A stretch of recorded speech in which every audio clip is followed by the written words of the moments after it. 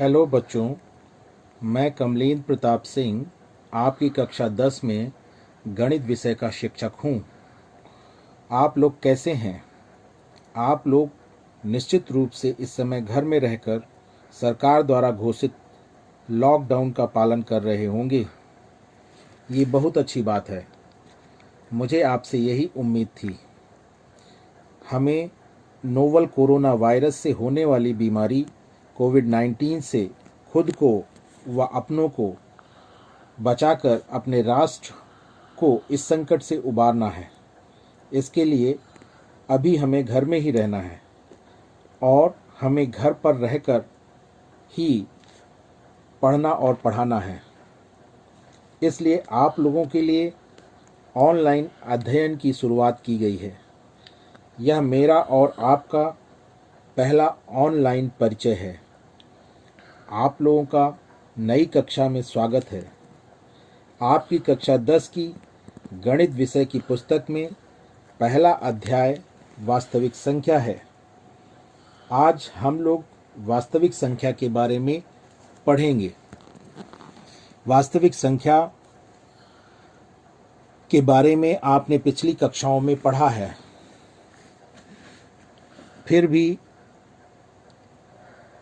वास्तविक संख्या के बारे में कक्षा 10 में पढ़ने से पूर्व वास्तविक संख्या से संबंधित पूर्व ज्ञान जो कि आपने पिछली कक्षाओं में प्राप्त किया है, उसे दोहराना मैं आवश्यक समझता हूँ। इस वास्तविक संख्या के बारे में हम एक चार्ट के माध्यम से जानेंगे।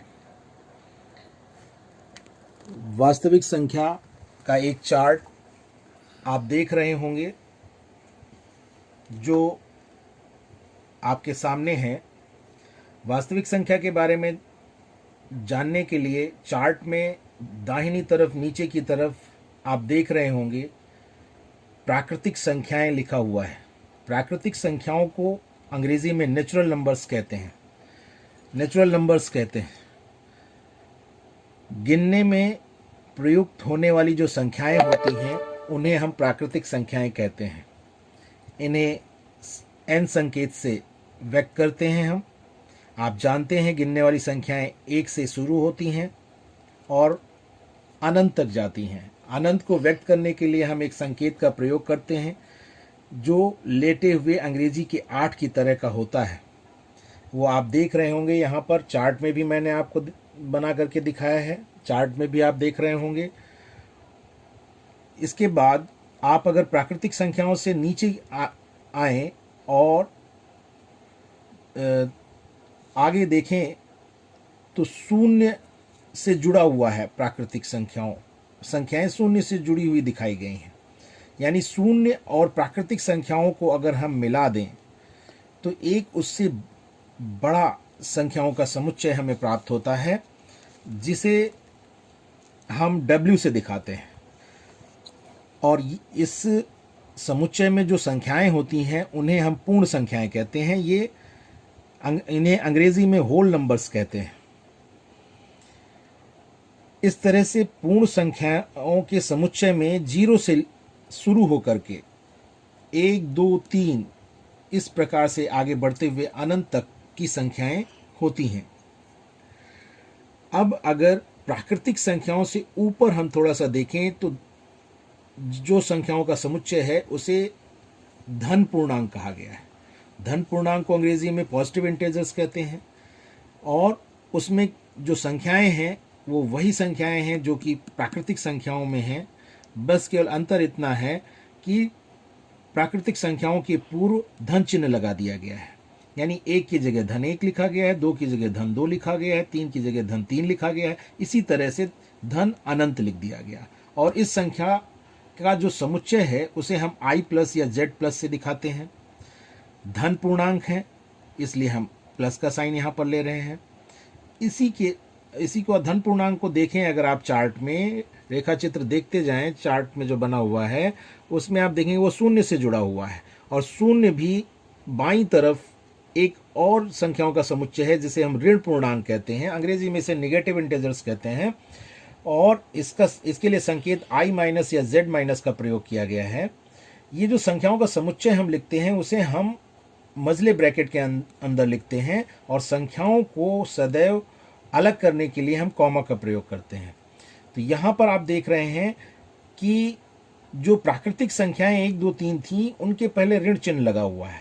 तो जब हम प्राकृतिक संख्याओं के पहले ऋण चिन्ह लगा देते हैं तो हमें ऋण 1, ऋण 2, ऋण 3 और ऋण इन्फिनिटी, ऋण अनंत, इस प्रकार की संख्याएं जो प्राप्त होती हैं उन्हें हम ऋण पूर्णांक कहते हैं।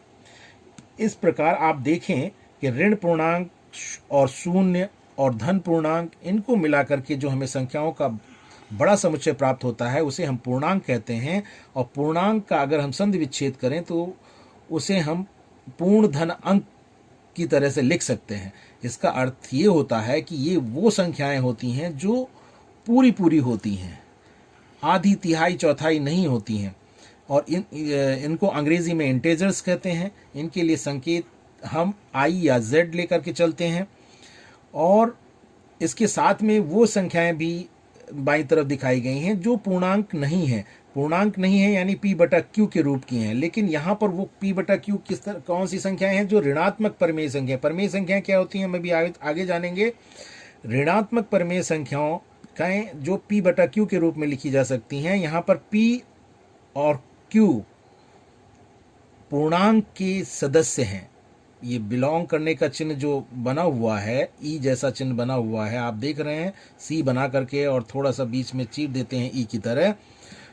तो ये संकेत जो होता है ये बताता है कि पी और क्यू आई के सदस्य हैं। आई के सदस्य होने का मतलब पूर्णांक हैं और क्यू 0 के बराबर नहीं होना चाहिए। क्यू यहाँ पर हर के रूप में, हर के रूप में होने का मतलब इससे हमें भाग करना है। तो हमने 0 से भाग करना नहीं सीखा, इसलिए हम यहाँ पर क्यू को 0 के बराबर नहीं लेते हैं, क्योंकि 0 से भाग करना हमने नहीं जाना अभी तक। तो इन दोनों को अगर हम मिलाते हैं और मिलाने के बाद हमें वो समूह मिलता है जिसे हम कहते हैं संख्याएं जो भिन्न नहीं हैं। यहाँ पर ये लिखा हुआ संख्याएं जो भिन्न नहीं है, इसमें जो भिन्न शब्द आया है, भिन्न क्या होता है? भिन्न को जानने के लिए हम बाईं तरफ आते हैं तो यहाँ पर देखते हैं भिन्न लिखा हुआ है। भिन्न को अंग्रेजी में फ्रैक्शंस कहते हैं। फ्रैक्शंस क्या होते हैं? p बटा q की तरह के ये भी होते हैं, लेकिन यहाँ पर p और q क्या है ये भी जानना बेहद जरूरी है। p और q पूर्ण संख्याएं हैं, पूर्ण संख्याएं होनी चाहिए और q is not equal to 0, यानी ये 1/2 और 3/4 की तरह की होंगी संख्याएं जो भिन्न के रूप में होंगी। और यहाँ पर उसी के भिन्न के नीचे जो आप देखेंगे संख्याएं जो पूर्णांक नहीं है, इसमें भी p बटा q लिखा है और ऋणात्मक परिमेय संख्याएं लिखा है। यहाँ पर -1/2, 1/-2, -3/4, इस तरह की संख्याएं यहाँ पर जो होंगी वो इसमें आएंगी, ये भिन्न नहीं होती हैं।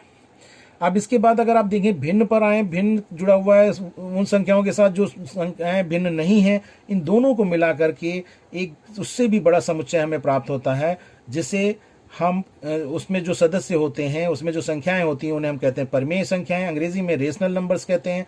और इन्हें क्यू से व्यक्त करते हैं हम। क्यू इसके लिए संकेत है। और क्यू क्या है? यहाँ पर p बटा क्यू के रूप की संख्याएं होती हैं ये। और p बटा क्यू का मतलब होता है, यहाँ पर हमने आपको दिखाया है, p बटे क्यू, क्यू बराबर p बटे क्यू बराबर capital Q is equal to p बटा स्मॉल p बटा small q is equal to small p भाग स्मॉल q। यहाँ पर इसका मतलब ये हुआ कि q से भाग करना है, हमें p में भाग करना है, और इसके फलस्वरूप हमें जो भागफल मिलेगा वो कोशेंट कहलाएगा, और कोशेंट से ही q लिया गया है यहाँ पर। इस प्रकार हमने परिमेय संख्याओं के बारे में जाना। परिमेय संख्याएं तो होती ही हैं, इसके अलावा कुछ ऐसी संख्याएं भी होती हैं जो परिमेय नहीं होती हैं। जो परिमेय नहीं होती हैं उन्हें हम अपरिमेय संख्याएं कहते हैं, और अंग्रेजी में इन्हें इरेशनल नंबर्स कहते हैं। और इस तरह की जो संख्याएं होती हैं उसमें उदाहरण के तौर पर हम √2, √3 और इसी तरह से और अन्य संख्याओं को भी हम ले सकते हैं। और इसमें एक पाई भी संख्या आती है जो इरेशनल नंबर होती है, यानी अपरिमेय संख्या होती है। इस तरह से हमने देखा कि परिमेय संख्याएं और अपरिमेय संख्याएं ये दो बड़े समुच्चय हैं। इन दोनों समुच्चय को भी अगर हम मिला देते हैं तो हमें जो एक बड़ा संख्याओं का समुच्चय प्राप्त होता है उसे ही हम वास्तविक संख्या कहते हैं।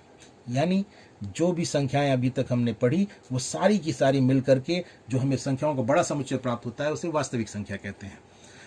अब ये तो था पिछली कक्षा का पूर्व ज्ञान जो आपको दोहरा गया होगा। और अगर कोई सवाल है तो आप हमसे बाद में पूछ सकते हैं। और इसके बाद हम अब कक्षा 10 में सबसे पहले जो पढ़ेंगे वो पढ़ेंगे यूक्लिड विभाजन प्रमेयिका। प्रमेयिका, इसमें एक शब्द आता है जिसे अंग्रेजी में लेमा कहते हैं। लेमा एक ऐसा कथन होता है, छोटा कथन होता है प्रमेय से, और ये स्वयं सिद्ध कथन होता है, इसे हम सिद्ध नहीं करते हैं। और इसका प्रयोग प्रमेय या किसी बड़े गणितीय कथन को सिद्ध करने में इसका प्रयोग किया जाता है। इसे प्रमेयिका कहते हैं, लेमा कहते हैं अंग्रेजी में।